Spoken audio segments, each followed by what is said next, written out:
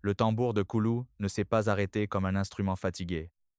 Il s'est tu d'un seul coup. Et ce silence est tombé exactement au moment où Ibrahim Traoré a posé le pied dans le cercle sacré.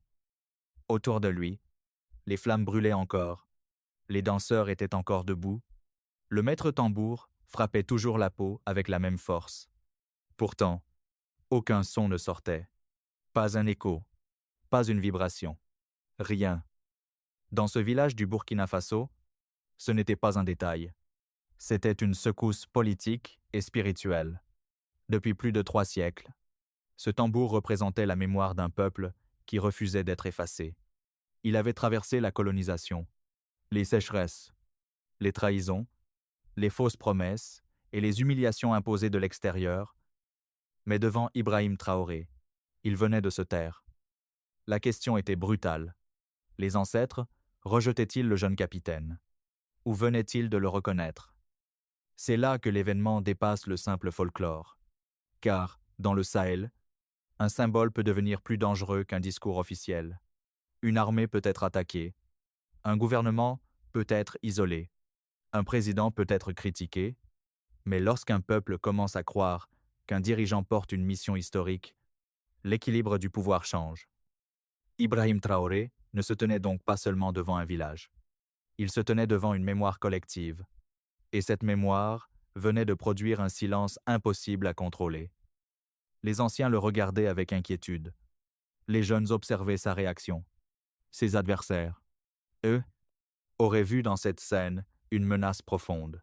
Parce qu'un leader qui s'enracine dans la souveraineté politique inquiète déjà, mais un leader qui entre aussi dans l'imaginaire spirituel du peuple devient beaucoup plus difficile à briser. Traoré aurait pu parler. Il aurait pu transformer ce moment en spectacle. Il aurait pu lever la main, sourire aux caméras, laisser croire que le silence lui appartenait, mais il ne le fit pas. Il resta immobile. Puis il baissa la tête. Ce geste changea tout. Il montrait que le pouvoir, pour lui, n'était pas une couronne personnelle, mais une charge déposée sur ses épaules par un peuple en quête de dignité. Et pendant que Koulou retenait son souffle, une autre bataille commençait déjà dans l'ombre. Car, lorsque le tambour d'un peuple se tait devant un homme, ceux qui dominaient ce peuple comprennent que le réveil approche. Pour comprendre pourquoi le silence du tambour a provoqué une telle onde de choc, il faut comprendre ce que représente réellement Ibrahim Traoré dans le paysage politique africain actuel. Depuis des décennies, le Burkina Faso avançait dans un cycle de dépendance devenu presque normal. Les dirigeants changeaient, les discours changeaient, les drapeaux restaient les mêmes. Pourtant, au fond, beaucoup de Burkinabés avaient l'impression que les décisions importantes continuaient d'être prises ailleurs. Les ressources quittaient le pays. Les groupes armés gagnaient du terrain. Les populations rurales vivaient dans la peur. Et les élites politiques promettaient toujours la même chose, patience. Puis, une nouvelle génération est arrivée. Une génération qui ne voulait plus demander la permission pour exister. Lorsque Ibrahim Traoré prit le pouvoir, beaucoup d'observateurs étrangers pensèrent assister à un coup d'État de plus dans le Sahel. Mais très vite, quelque chose de différent apparut. Le jeune capitaine ne parlait pas seulement de sécurité militaire. Il parlait de souveraineté psychologique. Et cette nuance était fondamentale. Car selon lui, un peuple qui pense avec les idées de ses anciens maîtres restera dépendant même après l'indépendance officielle. C'est pour cette raison que ces discours touchèrent rapidement une partie de la jeunesse africaine et de la diaspora noire à travers le monde. Il ne présentait pas le Burkina Faso comme une nation faible cherchant la compassion. Il parlait comme un homme convaincu que l'Afrique devait redevenir le centre de ses propres décisions. Cette posture changeait complètement le rapport de force. Dans les villages comme Koulou, les anciens observaient cela avec attention. Pendant des années, ils avaient vu des responsables politiques venir en costume occidental, parler le langage des institutions internationales, puis repartir sans jamais écouter les réalités profondes du peuple. Traoré, Loï, avançait autrement. Son béret rouge devenait progressivement un symbole, non pas seulement militaire, mais culturel.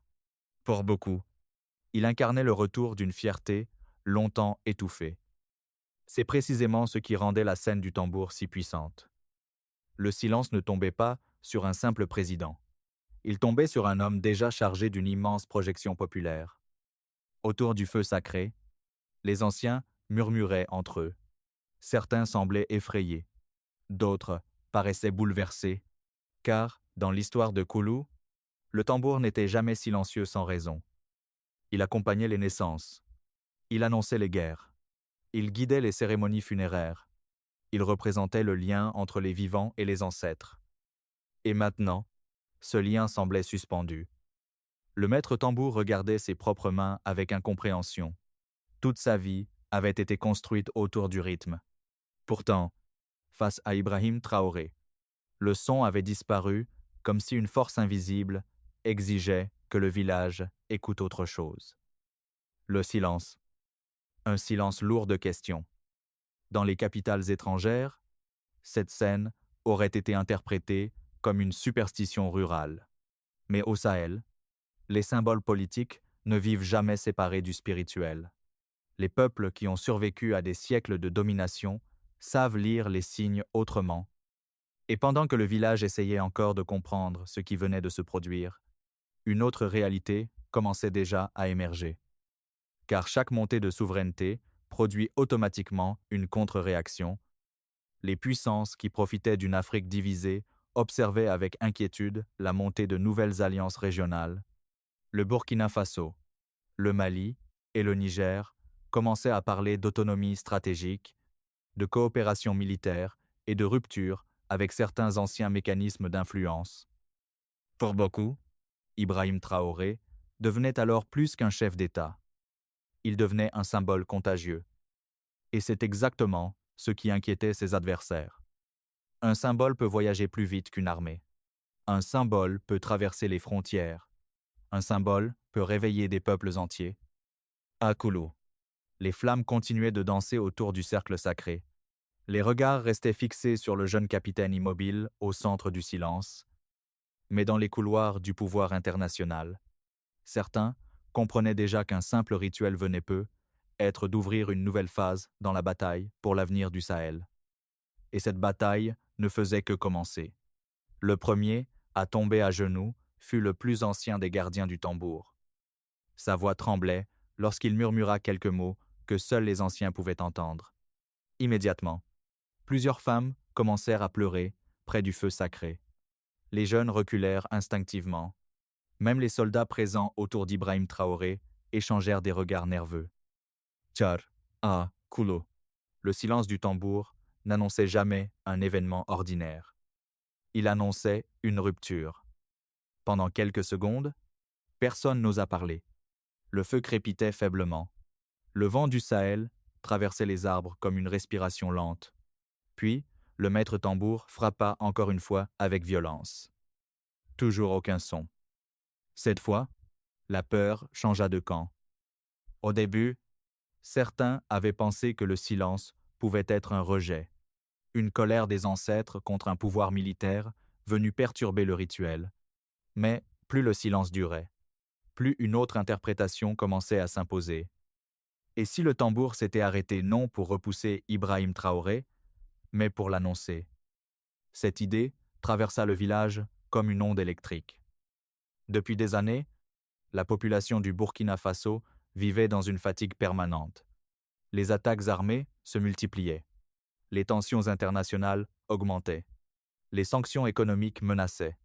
Les médias étrangers décrivaient souvent le Sahel comme une région condamnée au chaos. Mais dans les villages, une autre émotion grandissait lentement, le besoin de reprendre le contrôle de leur propre récit. Et Ibrahim Traoré incarnait précisément cette rupture narrative. Il représentait une génération qui refusait de continuer à courber l'échine devant les anciennes puissances. Une génération qui parlait de dignité avant de parler d'aide internationale. Une génération prête à payer le prix de la souveraineté. C'est pourquoi le silence du tambour provoquait un choc aussi profond. Les anciens avaient l'impression d'assister à une collision entre deux mondes. Le monde ancestral du Sahel et le monde géopolitique moderne semblaient soudain se rencontrer dans un seul homme portant un béret rouge. Traoré restait pourtant calme. Il ne cherchait pas à contrôler la scène. Il ne souriait pas aux caméras. Il ne transformait pas le moment en propagande. Au contraire, il semblait écouter. Cette attitude bouleversa encore davantage le village, car beaucoup de dirigeants parlent sans arrêt pour masquer leur vide intérieur. Mais les anciens savent reconnaître les hommes capables de supporter le silence. Et dans la culture du Sahel, supporter le silence est parfois plus difficile que supporter la guerre. Autour du cercle sacré, les murmures commencèrent à changer de ton. Certains parlaient déjà d'un signe historique, d'autres rappelaient une ancienne prophétie évoquant l'arrivée d'un dirigeant capable de réveiller la mémoire endormie du peuple. Ces paroles pouvaient sembler irrationnelles à des observateurs étrangers. Pourtant, politiquement, elles représentaient un danger immense. Parce qu'à partir du moment où un leader cesse d'être perçu comme un simple président pour devenir un symbole spirituel ou historique, les règles classiques du pouvoir commencent à s'effondrer. Ses adversaires comprenaient cela parfaitement. Dans les capitales étrangères, certains analystes observaient déjà avec inquiétude la popularité croissante d'Ibrahim Traoré dans la jeunesse africaine. Son image circulait sur les réseaux sociaux. Son discours souverainiste traversait les frontières. Des foules voyaient en lui le visage d'une Afrique qui refusait enfin l'humiliation permanente. Et maintenant, même les traditions ancestrales semblaient renforcer cette image. Pour ceux qui profitaient de l'ancien équilibre régional, cette combinaison devenait explosive. Le silence du tambour n'était donc plus seulement un phénomène mystique. Il devenait un événement politique. Puis soudain, en haut, loin, dans l'obscurité derrière les arbres, un autre bruit commença à émerger. Un rythme lent, profond, presque militaire. Les anciens levèrent immédiatement la tête. Quelque chose approchait de Koulou, et cette fois, le danger semblait bien réel. Le bruit venu de la forêt ne ressemblait pas au tambour sacré. Le rythme était plus lourd, plus froid, presque mécanique. Les villageois se figèrent immédiatement. Dans le Sahel, la nuit appartient souvent à ceux qui avancent cachés. Les groupes armés utilisent l'obscurité comme une arme psychologique. Et dans cette région épuisée par les conflits, un son inconnu peut suffire à faire basculer une cérémonie en scène de guerre. Autour du feu, plusieurs soldats de la sécurité présidentielle portèrent instinctivement la main à leurs armes. Les jeunes du village reculèrent. Les anciens, eux, observaient Ibrahim Traoré. Ils voulaient voir une chose précise, comment réagit un homme lorsque le symbole rencontre le danger réel. Car il est facile d'incarner la souveraineté devant des caméras. Il est beaucoup plus difficile de rester debout lorsque la menace devient concrète. Le jeune capitaine leva lentement les yeux vers la forêt. Son visage resta calme. Aucun geste de panique. Aucun ordre brutal. Cette maîtrise impressionna immédiatement les anciens. Dans l'histoire politique africaine, beaucoup de dirigeants ont essayé de construire leur pouvoir sur la peur. Ibrahim Traoré semblait vouloir construire le sien sur autre chose, à la maîtrise émotionnelle. Et cette différence changeait profondément la perception populaire. Depuis son arrivée au pouvoir, Traoré avait compris une réalité essentielle. Les peuples du Sahel ne souffraient pas seulement d'une crise sécuritaire. Ils souffraient d'un effondrement de confiance. Confiance envers les institutions. Confiance envers les élites. Confiance envers les alliances internationales. Pendant des décennies, les populations avaient entendu les mêmes promesses sans voir de changement réel. Chaque intervention étrangère prétendait apporter la stabilité. Pourtant, l'insécurité continuait de progresser. Traoré utilisa alors une stratégie différente. Au lieu de présenter le Burkina Faso comme une nation dépendante cherchant un sauveur extérieur, il développa un récit centré sur l'autonomie collective. Ce discours expliquait que personne ne viendrait sauver le Sahel à la place des Africains eux-mêmes. Cette approche bouleversa les équilibres régionaux, car derrière les opérations militaires et les discours patriotiques, Ibrahim Traoré menait en réalité une guerre narrative, une bataille pour modifier la manière dont les Burkinabés se percevaient eux-mêmes. Et la scène de Koulou renforçait exactement cette dynamique. Le silence du tambour créait une image extrêmement puissante, celle d'un dirigeant connecté non seulement à la politique moderne, mais aussi à la mémoire profonde du peuple. Pour ses partisans, cela ressemblait à une validation historique. Pour ses adversaires, cela devenait une menace stratégique. Car les systèmes de domination survivent souvent grâce à une idée simple: convaincre les peuples qu'ils sont incapables de se gouverner seuls. Lorsqu'un leader parvient à casser cette croyance, tout l'équilibre psychologique commence à trembler. C'est pourquoi certains médias étrangers tentaient déjà de présenter Traoré comme un danger populiste. D'autres insistaient sur l'isolement diplomatique du Burkina Faso. Certains analystes prédisaient même un effondrement rapide de son pouvoir. Mais sur le terrain, une autre réalité apparaissait. Dans les villages, beaucoup voyaient enfin un dirigeant qui parlait leur langage symbolique, un homme qui ne semblait pas honteux de ses racines africaines, un chef capable d'entrer dans un espace spirituel sans chercher à le transformer en spectacle touristique. Cette dimension culturelle était capitale. Parce que la souveraineté ne se limite jamais à l'économie ou à l'armée, une nation véritablement souveraine doit aussi contrôler son imaginaire collectif. Elle doit croire en sa propre valeur. Et c'est précisément ce que la scène de Koulou réveillait. Le vieux chaman s'approcha alors lentement d'Ibrahim Traoré. Son regard semblait traverser les flammes. « La terre t'a reconnu », murmura-t-il. « Mais maintenant, ceux qui vivent de notre sommeil vont devenir dangereux. » Cette phrase résumait toute la tension géopolitique du moment. Car chaque tentative d'émancipation africaine provoque automatiquement des résistances. Les intérêts économiques, militaires et politiques construits pendant des décennies ne disparaissent jamais volontairement. Le Sahel devenait donc un champ de confrontation beaucoup plus vaste que le Burkina Faso lui-même. D'un côté, une vision ancienne du pouvoir africain dépendante, fragmentée, tournée vers l'extérieur. De l'autre, une nouvelle génération qui parlait d'indépendance stratégique, d'unité régionale et de dignité civilisationnelle. Le problème, c'est qu'une telle transformation possède toujours un coût, et pendant que les anciens entouraient Ibrahim Traoré dans le cercle sacré, le bruit venu de la forêt se rapprochait encore. Cette fois, même les soldats comprenaient que quelque chose approchait réellement de Koulou, quelque chose qui risquait de transformer cette nuit symbolique en confrontation historique. Le premier véhicule apparut au bord des arbres quelques minutes avant l'aube. Les phares traversèrent la poussière rouge du Sahel comme deux lames blanches. Immédiatement, la tension explosa dans le village. Les soldats de sécurité se déployèrent autour d'Ibrahim Traoré.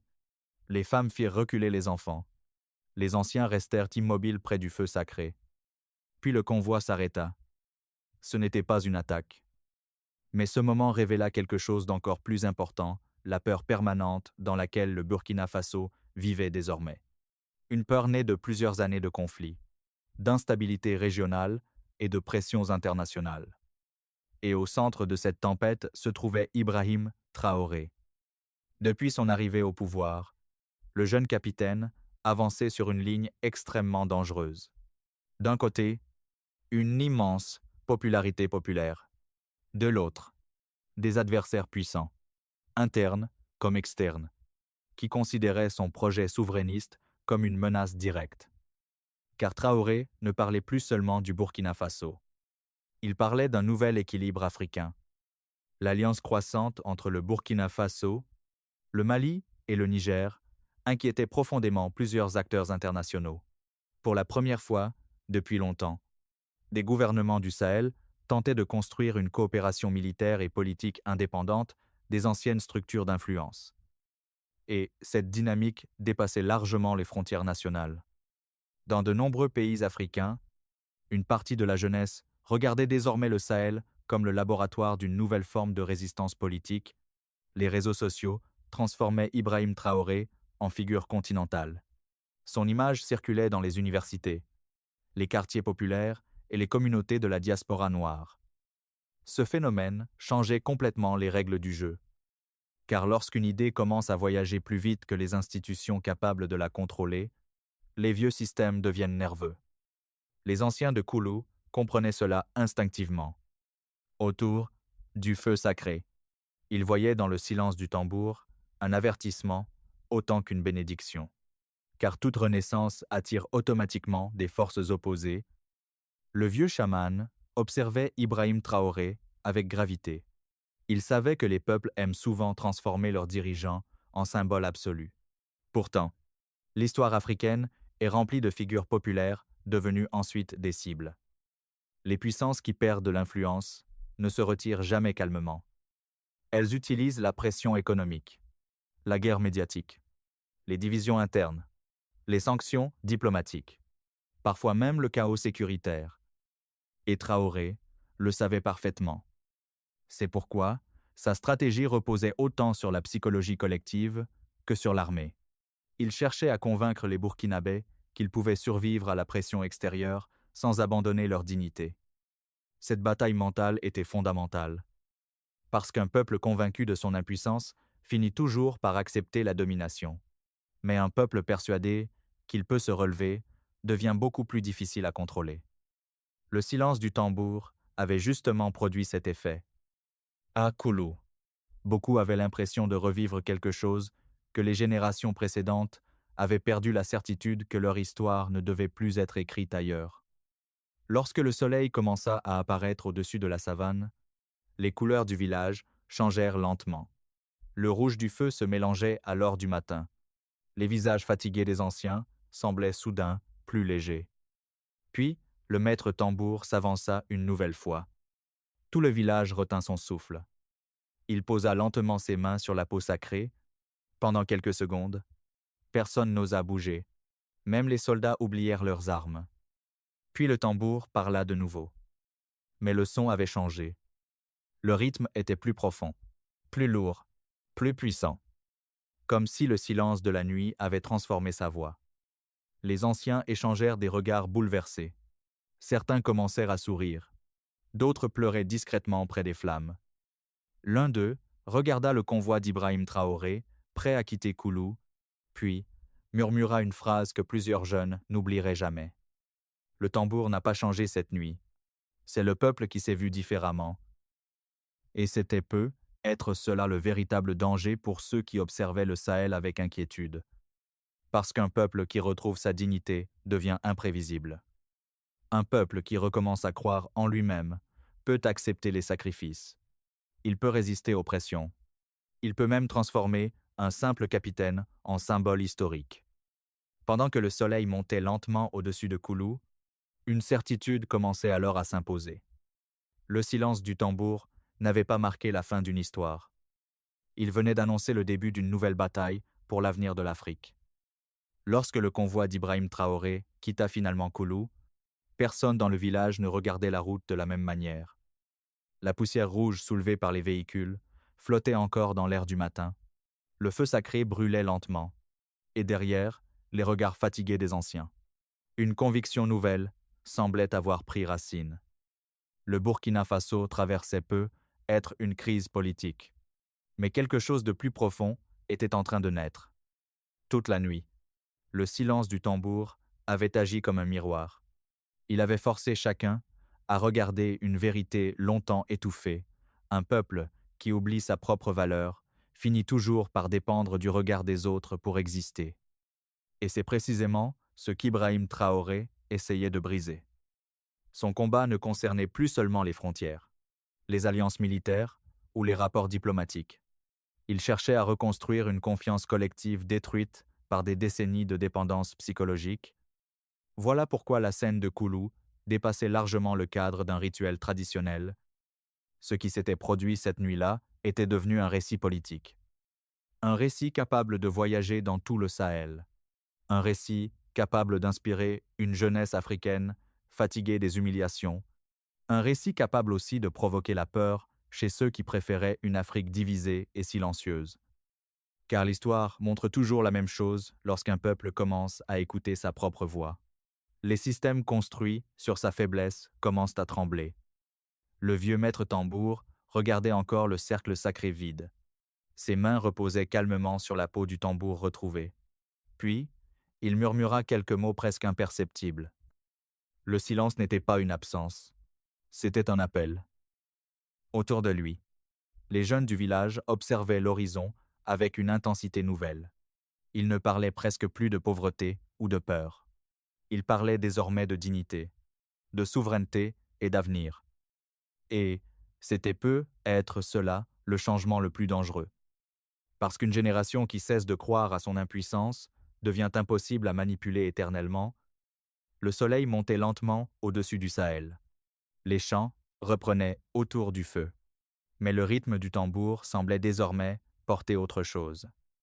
Une colère ancienne, une mémoire réveillée, et surtout, l'idée qu'une nouvelle Afrique pouvait encore émerger de ses propres blessures.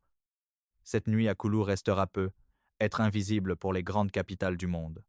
Beaucoup réduiront cette histoire à une simple légende de village. Mais, dans le cœur de ceux qui étaient présents, le message était devenu clair. Le tambour ne s'était pas arrêté pour annoncer la fin. Il s'était arrêté pour annoncer le réveil.